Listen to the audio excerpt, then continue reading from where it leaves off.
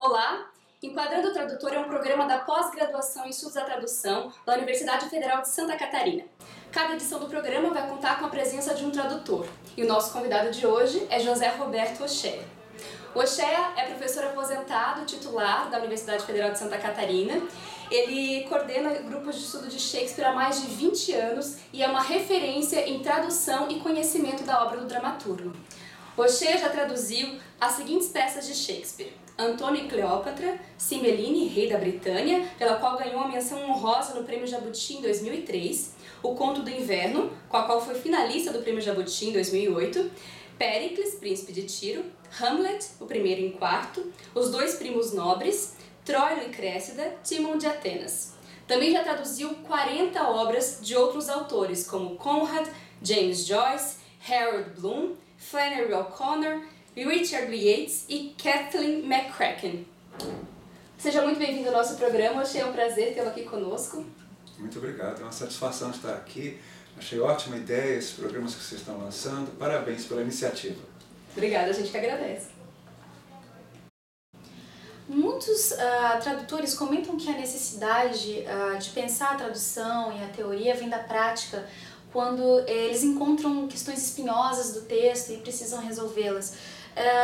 A gente gostaria de saber como que isso aconteceu com você. Pensando no início da sua atividade como tradutor, como e quando começou a traduzir e a refletir sobre a atividade tradutória e se esses processos eles se desenvolveram em conjunto? Sim. No início da minha atividade tradutória foi bastante espinhosa. Essa palavra que você usou, eu vou adotá-la, porque foi com a tradução técnica. Eu trabalhei durante 4 anos como assessor da presidência da Comissão de Valores Mobiliários, no Rio de Janeiro.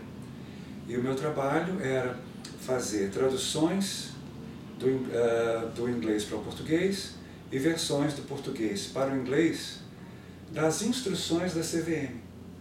E eu trabalhava com uma pequena equipe de advogados especializados em mercado de capitais, e nós precisávamos fazer essas traduções e versões praticamente eliminando as questões de ambiguidade não intencionais, porque se nós não traduzíssemos ou vertêssemos as instruções com o máximo de clareza, aquilo podia implicar problemas sérios no mercado de capitais, situações de corner de uma determinada ação no mercado.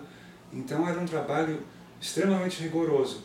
Esses advogados conheciam a língua inglesa e evidentemente eram especialistas em mercado de capitais, e nós trabalhávamos juntos sobre o mesmo texto, tanto nas versões quanto nas traduções.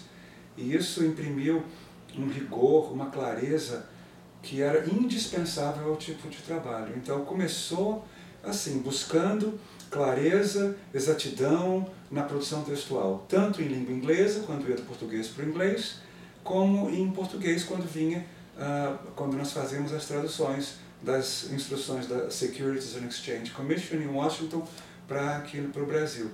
Então foi, eu costumo dizer, um batismo de fogo, porque ali era preciso mesmo muita exatidão no vocabulário, muita clareza na expressão dessas traduções e versões. Ochea, você começou a traduzir o teatro na década de 90, é o que você conta, a partir da identificação da necessidade de novas dramaturgias de Shakespeare serem traduzidas. E com essa experiência você identificou coisas importantes a serem refletidas na tradução para o teatro. Uma delas, que você fala muito, é sobre a situação de enunciação, que seria qual é essa realidade cênica que não está só na fala, mas também no jogo de cena. Na tua experiência, você já teve momentos de confrontação das suas traduções colocadas em cena por um encenador, e como é que isso refletiu na tua prática? Olha, isso é muito comum. Das minhas 8 traduções de peças shakespearianas, 3 já foram encenadas. E eu pude acompanhar o processo de encenação de 2. E ao tempo inteiro isso acontece nos ensaios, porque quando o tradutor eu costumo dizer, para teatro, faz a primeira textualização, esse tradutor precisa ter a cena, uma dramaturgia, o teatro da mente mais ou menos equacionado. Mas quando essa produção textual vai de fato para o ensaio, para a cena, para a boca e para o corpo dos atores, várias questões vão incidir aí, e as palavras que você registrou no papel, elas adquirem uma vida, uma construção de significado ou uma desconstrução de significado na cena, na performance. Então, são várias situações que eu posso me lembrar em que uma determinada textualização, em função de uma pausa, de uma inflexão vocal, uma afirmação que parece que na cena fica melhor como indagação, ou o contrário, uma indagação que na cena a equipe resolve transformá-la numa asserção, né? uma ênfase que você não tinha pensado, às vezes uma palavra pode ser substituída no ensaio. Então isso acontece com muita frequência. Semana passada, por exemplo, o Márcio Meirelles, do Teatro Vila Velha, em Salvador, com quem eu tenho trabalhado há anos, entrou em contato comigo porque eles estão reencenando a minha tradução do 1º do Hamlet. E num determinado momento, o Polônio, aqui chamado de Corambis, usa para impressionar a corte a palavra latina videlicet. Está no texto, que significa naturalmente, obviamente, como você vai poder ver. E ele usa essa palavra para impressionar. E o Márcio me telefonou para conversar a respeito do uso dessa palavra, porque na cena estava um pouco difícil para o ator significar com essa palavra. E nesse embate pelo telefone, nós chegamos à conclusão, primeiro, que a palavra seria mantida. E segundo, que não só a palavra seria mantida, mas como na situação de enunciação, para pontuar essa questão do subtexto, que o Polônio, que Corambis, está querendo impressionar a corte, eles parece que vão usar o videlicet com um gesto de mão ou um gesto de cabeça, que fique bem claro para a plateia que aquela palavra difícil está sendo usada para impressionar.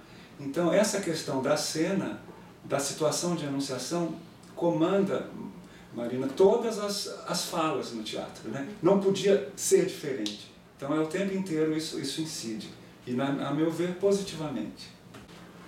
Bom, e quando a gente pensa os textos do Shakespeare, é importante a gente lembrar que as peças que a gente tem hoje como canônicas, elas são compilações dos enquadros e dos fólios, como você acabou de comentar, que eram feitas para serem vendidas, né? E para essas compilações acontecerem, os atores eram chamados, eles tinham que lembrar as falas, as entradas e as saídas. E dessa forma é possível encontrar diferenças entre as versões da mesma peça. Para a tradução de uma obra do Shakespeare nos dias de hoje, dentro de um projeto financiado por uma editora, com objetivo comercial, muito provavelmente é necessário que se pense numa versão dentre essas várias versões. E assim a gente vê que toda essa questão que envolve sacralidade do texto chamado como original é muito complicada. E a gente quer saber como é que você lida com essas questões de texto de texto original para sua tradução. Quais são as versões que você escolhe? Como você escolhe essas versões? Essa é uma questão da maior importância. Das 36 peças publicadas no primeiro fólio de 1623, 18, ou seja, metade, tinha sido publicada antes de 1623. Então essas 18 são as chamadas peças de textos múltiplos. As outras 18 foram publicadas pela primeira vez no fólio de 1623. Depois dessa primeira publicação, essas 18 também foram publicadas novamente, mas elas a rigor não são chamadas de peças de textos múltiplos. Só que os problemas textuais não incidem apenas sobre as peças de textos múltiplos. Eles incidem sobre todas as peças, porque essas outras 18 também tiveram edições posteriores ao fólio. Então, em todas as peças do Shakespeare, sem exceção, a questão textual é gravíssima. Em algumas, mais grave do que em outras. Então, o tradutor, que não vai atuar como editor, porque eu tentei, no início desse projeto, editar a peça que eu fosse traduzir. Não consegui, porque a questão da fixação do texto da dramaturgia shakespeariana é uma especialidade dentro da especialidade à qual os estudiosos se dedicam a vida inteira. Então eu percebi que eu não ia conseguir primeiro fixar um texto diante dos múltiplos textos e depois traduzi-lo. A partir de então, para cada peça, eu optei por um texto já fixado por especialistas e eu traduzo aquele texto. Aquele é o meu texto base. Só que para cada peça eu pego, em média, outras 4 ou 5 edições, e sempre o fólio, ou no caso de quarto, sempre o quarto, e eu faço um cotejo verso a verso, comparando com aquele texto que eu elegi para traduzir. E aí eu faço anotações, quando eu julgo que seja interessante, no que diz respeito à variação vocabular entre as versões. Então, para cada peça que eu traduzi, eu elegi um texto de acordo com a condição textual daquele texto que foi fixado pelo especialista.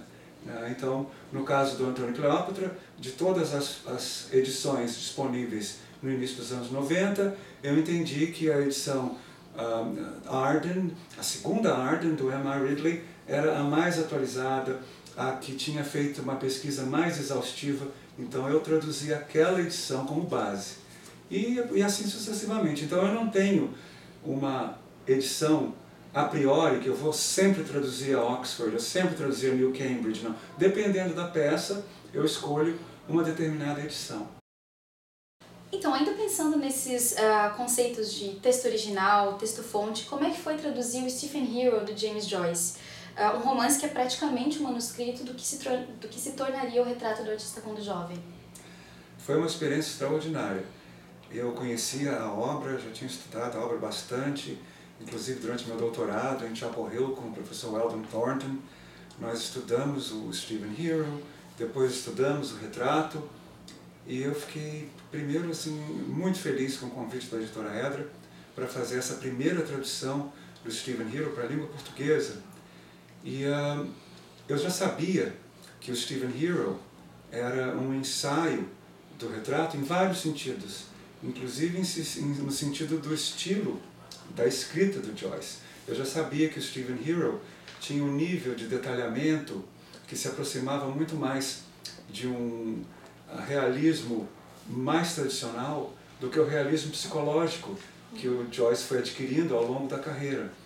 Eu já sabia também que o Stephen Hero tinha um nível de detalhamento, de descrição de cenas, de personagens mais apurado, porque o Joyce, de novo, foi depurando foi peneirando aquela prosa para chegar no que chegou no retrato. Porque, por exemplo, nós sabemos que a versão final do retrato, com os 5 capítulos, equivale à extensão do manuscrito que sobreviveu do Stephen Hero. Então nós sabemos que o Stephen Hero teria sido muito mais extenso do que o retrato. E na linguagem, eu já estava preparado e de fato constatei que as pinceladas do Joyce no Stephen Hero são muito mais detalhadas, esmiuçadas, enquanto que no retrato, embora eu não tenha traduzido o retrato, elas são menos detalhadas, são mais impressionistas. E eu fiquei muito feliz de poder trabalhar com a gênese do retrato que foi o Stephen Hero. Foi uma satisfação muito grande. E ver o retrato, posteriormente ver o Stephen Hero antes, e poder ver de onde que aquilo tudo veio, né? Agora eu gostaria de falar sobre forma e sentido na tradução de Shakespeare. Para isso eu vou trazer reflexões de 2 autores que estão no livro Palavra de Tradutor. O primeiro deles é Monteiro Lobato, que diz a seguinte frase: "Recebi tempestade. Vai traduzindo os outros contos shakespearianos em linguagem bem simples, sempre na ordem direta e com toda a liberdade. Não te amarres ao original em matéria de forma, só em matéria de fundo." E a Bárbara Eliodora, no texto dela, ela fala algo que parece contradizer um pouco o que o Monteiro Lobato diz. Ela diz que algumas traduções do Shakespeare que foram feitas em prosa destruíram uma parte considerável que fazia o texto ser o que ele era. E ela acha isso principalmente por acreditar que nas peças do poeta, mais do que em qualquer outra que ela já tenha lido, forma e conteúdo coexistem de uma maneira mais exemplar.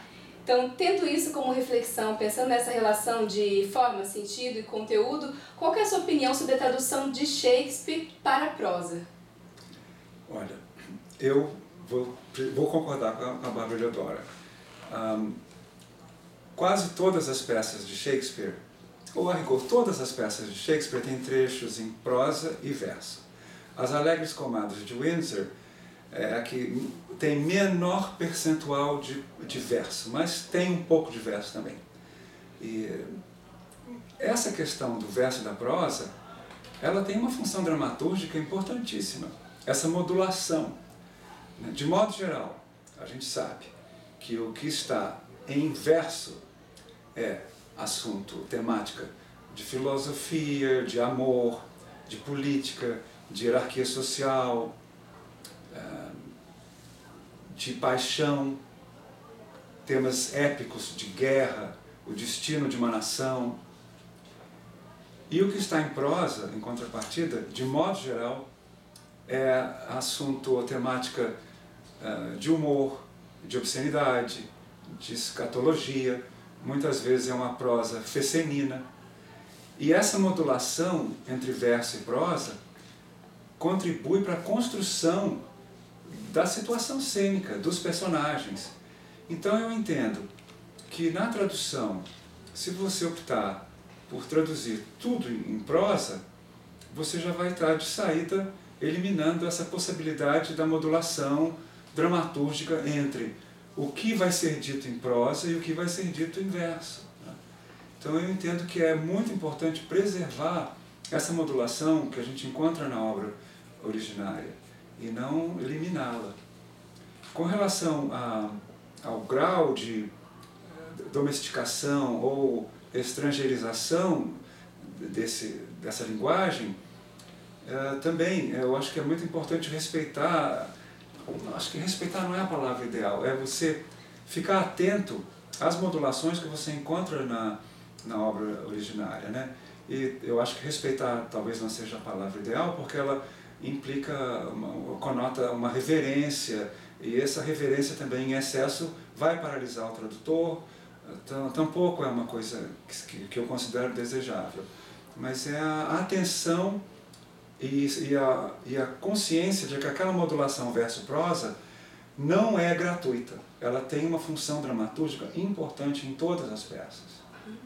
Pensando então nesse respeito a esse texto original, como ele foi feito, a gente sabe que Shakespeare escreveu numa língua inglesa, que era o início desse inglês moderno, que era essa fase de transição, e que mesmo hoje, que era uma fase que talvez tivesse uma maior flexibilidade da língua, não tão rígida.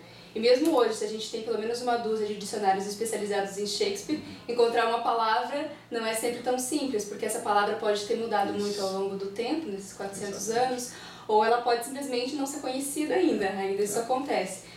Então a gente percebe que não é só uma questão de língua, inclusive essa relação que é esse respeito, né, que a gente pode ter. Existe algo que Shakespeare provavelmente fazia com a linguagem, quando escrevia, e que é algo que talvez fique por traduzir, quando a gente vai refletir sobre a tradução. Para você, como tradutor de Shakespeare, o que poderia pensar que é o que fica por traduzir? O que Shakespeare faz com a linguagem? É importantíssima essa questão, porque, de fato, a gente sabe que a língua inglesa moderna estava nascendo, não havia dicionários, não havia gramáticas, havia listas de palavras, e as palavras tinham as suas funções muito fluidas. Elas eram, os estudiosos falam da plasticidade da língua inglesa na época. Então Shakespeare pega, por exemplo, um substantivo como boy e transforma em verbo to boy, né? Quando a Cleópatra diz para Ares que elas seriam vistas em Roma, caso elas fossem levadas por Otávio César de volta para Roma como espólio de guerra, elas seriam levadas e vistas, e que algum squeaking young man would buoy her feature in the posture of a whore. Então, boy vira um verbo. Então, eu entendo que esse uso, esses neologismos precisam ser preservados. Então, na minha tradução dessa fala, eu me lembro que eu cunhei o verbo meninar, né? Meninando a minha postura como uma prostituta. Eu acho que esse tipo de inovação que o Shakespeare introduz é perfeitamente passível de tradução. Eu acho que ele não deve ser apagado.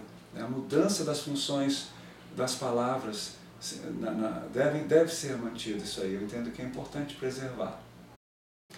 E sobre a relação entre autor e tradutor, a gente queria saber um pouquinho como que foi essa relação, por exemplo, com o crítico norte-americano Harold Bloom.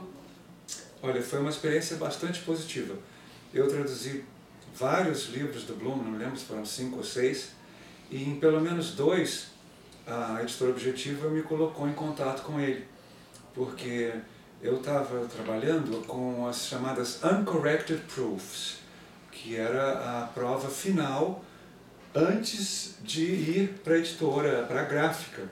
E eu traduzi essas Uncorrected Proofs porque a editora no Brasil queria lançar a tradução, tipo assim, um mês depois do original.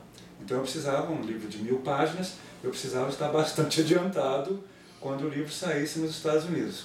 Então eu traduzi as Uncorrected Proofs. E ao traduzir as Uncorrected Proofs, eu constatei questões que precisavam ser esclarecidas com o autor. E aí eu fiz uma lista, no primeiro caso daquele livro Gênio, acho que foram umas 17, 18 dúvidas.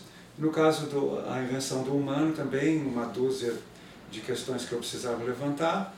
E a editora Objetiva me colocou em contato com Harold Bloom, em Yale, por e-mail, e ele foi muito cortês, muito cavalheiro, e atendeu assim, a minha questão, respondeu tudo prontamente, e foi até grato e mencionou que na edição essas questões seriam resolvidas a contento.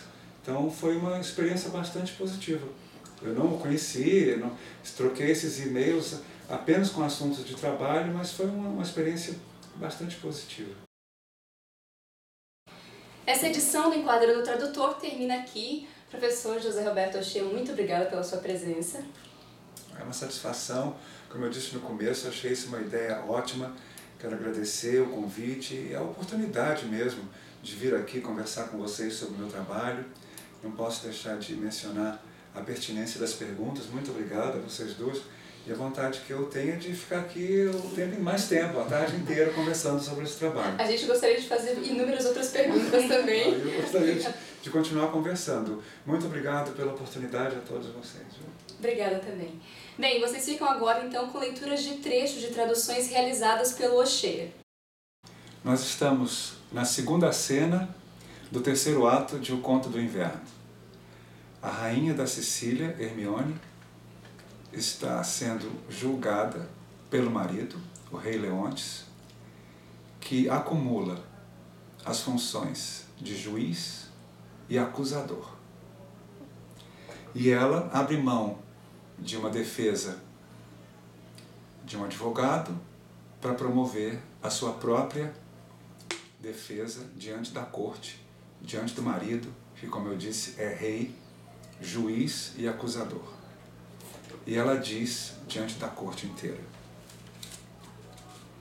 Since what I am about to say must be that which contradicts my accusation, and the testimony of my part no other but what comes from myself, it shall scarce boot me to say, not guilty. Mine integrity, being counted falsehood, shall, as I express it, be so received. But thus, if powers divine behold our human actions, as they do, I doubt not then but innocence shall make false accusation blush, and tyranny tremble at patience. You, my lord, best know, who least will seem to do so, my past life hath been as continent, as chaste, as true, as I am now unhappy. Which is more than history can pattern, though devised and played to take spectators.